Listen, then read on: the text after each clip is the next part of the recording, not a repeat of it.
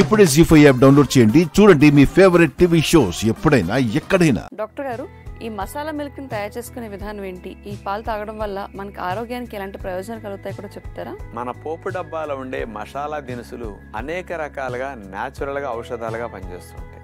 ఈ ఔషధ గుణాలు ఉన్న ఇవన్నీ ఘాటు ఎక్కువ ఉంటాయి. ఇలాంటి ఘాటైన మిరియాలు, దాల్చిన చెక్క, లవంగాలు, అల్లం ఇట్లాంటి వేసి కషాయం లాగా తీసి మరిగించిస్తే పిల్లలు తాగరు.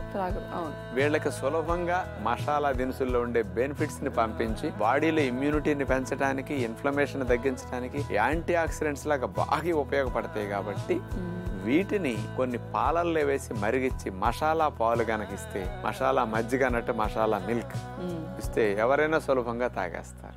బెనిఫిట్స్ బాగా వస్తాయి. మరి అలాంటి మసాలా మిల్క్ ఎలా తయారు చేయాలో చూడండి. మసాలా మిల్క్ తయారు చేయడానికి కావలసిన పదార్థాలు: పాలు 1 కప్పు, తమలపాకులు 4, పుదీనా కొద్దిగా, తులసాకులు కొద్దిగా, తేనె 1 టేబుల్ స్పూను, సోంపు పొడి 1 టీ స్పూను. ముందుగా మనం తీసుకున్న తమలపాకుల్ని తొడిమలు తుంచేసి, తమలపాకుల్ని అట్లా చిన్న చిన్న ముక్కలుగా తుంపేసి వాటిని మిక్సీ జార్లో వేసేస్తాం. దానితో పాటు పుదీనా ఆకులు, బాగు చేసుకున్న తులసి ఆకులు, ఈ మూడింటిని వేసేసి మెత్తగా పేస్ట్ లా చేయాల్సి ఉంటుంది. కొంచెం నీళ్లు కలిపేసి మిక్సీ వేసేస్తే మెత్తగా పేస్ట్ అయిపోతుంది అనమాట. అలా పేస్ట్ చేసి పక్కన పెట్టుకుంటాం. ఒక చిన్న పాత్రలో పాలు పోసేసి మరగనిస్తాం. పాలు మరిగిన తర్వాత అందులో ఈ తమలపాకు, తులసాకులు, పుదీనా పేస్ట్ ని అందులో వేసేసి 5 నిమిషాల పాలల్లో ఈ మూడింటిని ఉడకనివ్వాలి. ఇలా బాగా మరిగి ఉడికిన తర్వాత ఒక గ్లాసులో తేనె వేసేసి అందులో ఒక ఫిల్టర్ పెట్టేసి ఈ పాలను ఫిల్టర్ చేస్తాం. ఈ తమలపాకు, పుదీనా, తులసాకుల యొక్క ముక్కలు, చెక్కలు ఏమైనా ఉంటే పైన ఫిల్టర్లు ఆగిపోతాయి. క్లియర్ పాలు మంచి సువాసనతో అడుగు దిగుతాయి. దానిపైన గ్లాసులో సోంపు పొడి కొద్దిగా వేసేసి ఈ మసాలా మిల్క్ తాగితే యాంటీ ఆక్సిడెంట్ మిల్క్ లాగా ఇది చాలా బాగా పనికొస్తాయి. ఎప్పుడైనా పిల్లలకి ఇమ్యూనిటీని బూస్ట్ చేయాల్సి వచ్చినప్పుడు, దగ్గు, కఫాలు, శ్లేష్మాలు ఉన్నప్పుడు ఇలాంటి మిల్క్ ని ఇస్తే బాగుంటుంది. మన శరీర ఆరోగ్యాన్ని, కణారోగ్యాన్ని రక్షించే యాంటీ ఆక్సిడెంట్స్ అనేవి నేచర్లో అన్నిటికంటే నెంబర్ 1 స్థానంలో ఎక్కువ ఉన్నాయి మసాలా దినుసుల్లోనే. ఎండు విత్తనాల్లోనూ, పళ్ళల్లోనూ వేలల్లోనే ఉంటాయి. కానీ ఇవన్నీ 50,000, 1,00,000, 2,00,000, 3,00,000 సంఖ్యలో యాంటీ ఆక్సిడెంట్స్ ఇందులో ఉంటాయి. అందుకని కొద్దిగా వాడినా వాటి లాభం బాడీ మీద అంత ఎక్కువ ఉంటుంది. అందుకని బెనిఫిట్స్ ఈ రూపంలో వాడితే కూడా కొంతమందికి బాగా వస్తాయి. చూసారు కదండి, ఎంతో రుచికరంగా ఉండే మసాలా మిల్క్ ని తయారు చేసుకునే విధానం ఏంటో. మరి మనలో కొంతమందికి జలుబు, దగ్గు ఉన్నప్పుడు, లేదంటే పిల్లలు ఎప్పుడైనా ఇలాంటి సమస్యలతో బాధపడుతున్నప్పుడు ఈ రెసిపీని ఖచ్చితంగా ఫాలో అవ్వండి. డాక్టర్ గారు, మరి యోగాలో ఈ నక్షత్ర నమస్కారాలు చేయడం వల్ల ప్రయోజనాలు ఏం కలుగుతాయో చెప్తారా? మరి సూర్య నమస్కారాలు, చంద్ర నమస్కారాలు చేసేసి ఆకాశంలో ఉండే నక్షత్రాలను వదిలేస్తాయి కూడా ఫీల్ అవుతున్నాయి. అందుకని నక్షత్ర నమస్కారాలు, సూర్య నమస్కారాలు, చంద్ర నమస్కారాలతో సులభం కాదండి. ఈ నక్షత్ర నమస్కారాలు ఒక కాలు మీద ఉండి మనం చేయాల్సి వస్తుంది, బ్యాలెన్స్ చేసుకుంటూ.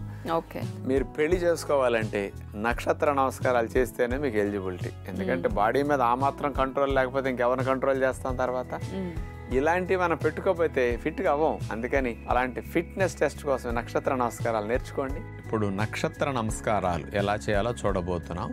స్ట్రైట్ గా నుంచున్న తర్వాత కుడికాలను పైకి లేపి ఎడమ చేత్తో కుడి పాదాన్ని పట్టుకుని కుడికాలను స్ట్రైట్ గా చాపాలి. అట్లా కానీ బ్యాలెన్స్ తప్పకుండా ఎదురుగుండా దృశ్యాన్ని ఒకే స్థానంలో పెట్టి కేంద్రీకృతం చేసి చూస్తుంటే బ్యాలెన్స్ స్థిరముగా ఉంటుంది. ఆ తర్వాత కుడి చేత్తో కుడి పాదాన్ని పట్టుకుని కుడి కాల్ని వెనక వైపుకి తీసుకువెళ్ళాలి. నటరాజాసనంలో అట్లా కాళ్ళని పైకి లేపుతాం. అట్లా లేపేసి ఎడమ చేతిని ముందుకు చాపేసి బ్యాలెన్స్ చేస్తామన్నమాట. అలా చేసిన తర్వాత గరుడాసనంలో పాము మెలికి వేసుకున్నట్టుగానే అట్లా కుడి కాలుని ఎడమ కాలుకి మెలికి వేస్తాం. చేతులు కూడా అట్లా మెలికి వేసి గరుడాసన భంగిమలు అట్లా మనం ఉంటాం. ఆ తర్వాత ఎడమ కాలుని ఆనిచ్చేసి కుడి కాలుని వెనక్కి తీసుకెళ్లి చాపేస్తాం. చేతులు విమానం రెక్కల్లాగా అట్లా చాపేసి విమానాసన ఇట్లా చేస్తాం. కానీ బ్యాలెన్స్గా ఉండాలి, ఎక్కడ తోలకూడదు, పడిపోకూడదు. తర్వాత కాళ్ళని తీసుకొచ్చేసి నేల కానిచ్చి 2 కాళ్ళు పక్క పక్కనే ఉంచేసి చేతులు పైకి చాపేసి ఉత్కటాసనంలో గోడ కుర్చీ వేసిన విధంగా అట్లా శరీరాన్ని ఆ భంగిమ పెట్టి కదపకుండా స్థిరముగా అట్లా ఉంటాం. స్ట్రైట్ గా అవుతాం. చేతులు మెల్లగా దింపేసి నమస్కార ముద్రలోకి వచ్చేస్తాం. ఒకసారి రౌండ్ అంతా పూర్తి చేస్తే ఒక నక్షత్ర నమస్కారం పూర్తి చేసినట్లు అనమాట. ఇలా కొన్ని రోజులు ప్రాక్టీస్ చేస్తే సూర్య నమస్కారాలు మీకు అలవాటుగా అయిపోయినట్లే నక్షత్ర నమస్కారాలు కూడా అట్లాగే వచ్చేస్తాయి. ఇప్పుడు నక్షత్ర నమస్కారాలు చూశారు కదా, ఎక్కడన్నా కొద్దిగా తూలినట్టు పడిపోయేటట్టు అన్న బ్యాలెన్స్ తప్పినట్టు అనిపించింది అక్కడ. అలా మీరు పర్ఫెక్ట్ గా చేయగలిగితే మీరు చాలా చాలా హెల్దీగా ఫిట్ గా మీ బాడీ మీద మైండ్ మీద మీ కంట్రోల్ ఉన్నట్టు మీరు అంచనా వేసుకోండి. చూసారు కదండి, మరి మనలో కొంతమంది బాగా ఫిట్ గా ఉన్నామని అనుకుంటూ ఉంటారు. మరి నిజంగా ఫిట్ గా ఉంటే గనక ఈ నక్షత్ర నమస్కారాలు చాలా ఈజీగా చేయొచ్చు అంటున్నారు డాక్టర్ గారు. మరి మీరు కూడా బ్యాలెన్స్ బాగా రావడం కోసం ఈ నక్షత్ర నమస్కారాలని ఖచ్చితంగా ప్రాక్టీస్ చేసుకోండి. మరి ఏ విత్తనాలైనా కూడా మనకి ఆరోగ్యానికి చాలా మంచిది అని చెప్తూ ఉంటారు. ఆ విత్తనాల్లో పోషకాలు తెలుసుకుంటే ఇంకా బాగుంటుంది. కాబట్టి క్యారెట్ సీడ్స్ లో ఉన్న పోషక విలువలు ఏంటో చెప్తారా? నేను చెప్తాను కదా, కాయ కంటే, ఆకు కంటే, దుంప కంటే, పండు కంటే గింజ గొప్పదని. అన్నీ నశించినా నశించింది విత్తనం. అందుకని చెట్టు యొక్క ఎసెన్స్ అంతా విత్తనంలో దాగి ఉంటుంది. అందుకని విత్తనాలు తింటే అన్ని తిన్నట్టే. మరి అలాంటి విత్తనాల్లో 100 గ్రాముల క్యారెట్ విత్తనాలు తీసుకుంటే సుమారుగా 200 కిలో క్యాలరీల శక్తి ఉంటుంది. పిండి పదార్థాలు 20 గ్రాములు, మాంసకృతులు 12 గ్రాములు, కొవ్వులు సుమారుగా 15 నుంచి 20 గ్రాముల మధ్యలో కొవ్వులు ఉంటాయి. ఇందులో ఫైబర్ 14 గ్రాములు, 14 గ్రామ్స్ ఎక్కువ ఫైబర్ కూడా ఉంటుంది.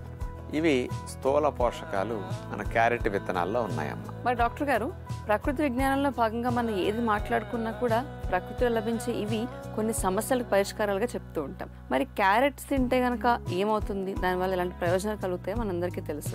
క్యారెట్ విత్తనాలు తీసుకోవడం వల్ల ఎలాంటి ప్రయోజనాలు కలుగుతాయో కూడా చెప్తారా? ఇది ఫస్ట్ గా గుండె ఆరోగ్యానికి చాలా మంచిదని చెప్పొచ్చమ్మా.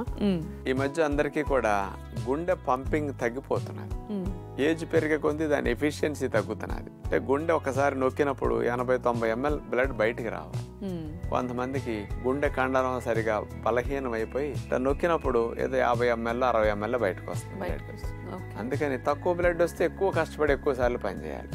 ఈ కార్డియాక్ మజిల్ వీక్ అయితే దానికి ఏమి ఉండవు మందులు, అలవాట్లు మార్చుకోవడం ఉప్పు మానేయటం తప్ప.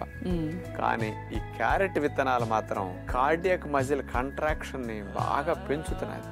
అంటే గుండె పంపింగ్ కెపాసిటీని ఇంక్రీజ్ చేస్తున్నది. అంటే కొన్ని సందర్భాల్లో గుండె గదుల్లో, కింద గదుల్లో కూడా బ్లడ్ మొత్తం బయటికి డెలివర్ అవ్వకుండా లోపల గదుల్లో కొంత బ్లడ్ ఆగుతూ ఉంటుంది. అలా లేకుండా ఎక్కువ బ్లడ్ ని గదుల్లో ఉన్నదాన్ని మొత్తం బ్లడ్ అవుట్పుట్ ని కార్డియాక్ మజిల్ నుంచి బాగా వెళ్ళేటట్టు చేయడానికి ఉపయోగపడుతుంది.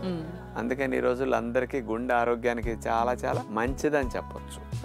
ఇక రెండో లాభం తీసుకుంటే ఇందులో గ్యాలిక్ యాసిడ్, పాలిఎసిటిలిన్ అనేది కెమికల్ కాంపౌండ్స్ ఉండటం వల్ల ఈ విత్తనాలు ఎల్డిఎల్ అనే బ్యాడ్ కొలెస్ట్రాల్ ని తగ్గించడానికి, ట్రైగ్లిజరైడ్స్ ని తగ్గించడానికి బాగా ఉపయోగపడతాయి. ఇందులో ఫైబర్ కూడా ఎక్కువ ఉంది కాబట్టి అలాంటివి కూడా అబ్జార్ప్షన్ కూడా తక్కువ ఉంటాయి అన్నమాట. కొలెస్ట్రాల్ బాడీకి కావాల్సినట్టు రేషియోలో హెల్దీగా ఉండేటట్టు ఈ విత్తనాలు సహకరిస్తున్నాయి. దీంట్లో ఇంకొక లాభం కూడా ఉందన్నమాట. ఈ క్యారెట్ విత్తనాలు తిన్నప్పుడు మన శరీరంలో కొంత కొలెస్ట్రాల్ అవసరమే తయారవుతుంది. ఈ కొలెస్ట్రాల్ పైత్యరసం బయల్లో పెట్టి లివర్ కిందకి పేగుల్లోంచి దొడ్లోకి పంపిస్తూ ఉంటుంది. ఈ విత్తనాలు బాగా వాడటం వల్ల ఎక్కువ కొలెస్ట్రాల్ బయల్లో పైత్యరసంలో పెట్టి కిందకి ఎక్కువ పంపించేస్తున్నారు. జీ5 యాప్ డౌన్లోడ్ చేసి అన్ని ఎపిసోడ్స్ పూర్తి ఉచితంగా చూడండి.